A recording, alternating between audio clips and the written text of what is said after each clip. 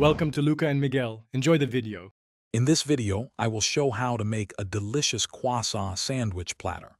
We will cover everything from selecting the perfect ingredients to artfully arranging your finished sandwiches.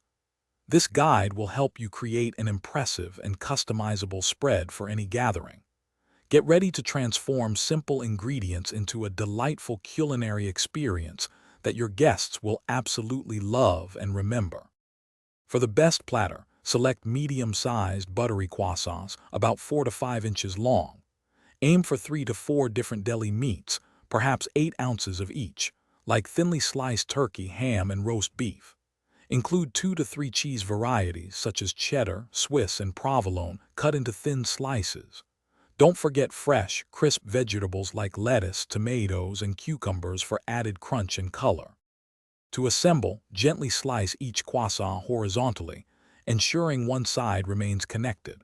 Apply a thin, even layer of your preferred spread, like 1 teaspoon of Dijon mustard or mayonnaise to both halves.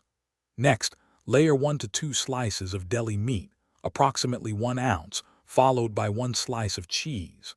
Finish with fresh vegetables, perhaps 1 crisp lettuce leaf and 2 thin tomato slices, for a perfect balance of flavors and textures.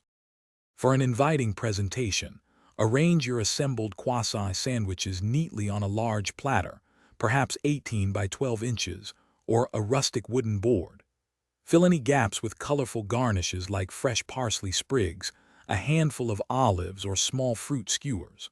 Offer small, separate bowls of extra condiments, such as a 1/4 cup of pesto or a 1/2 cup of honey mustard, allowing guests to personalize their sandwiches.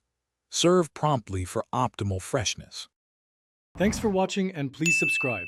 It's the best investment you'll ever make.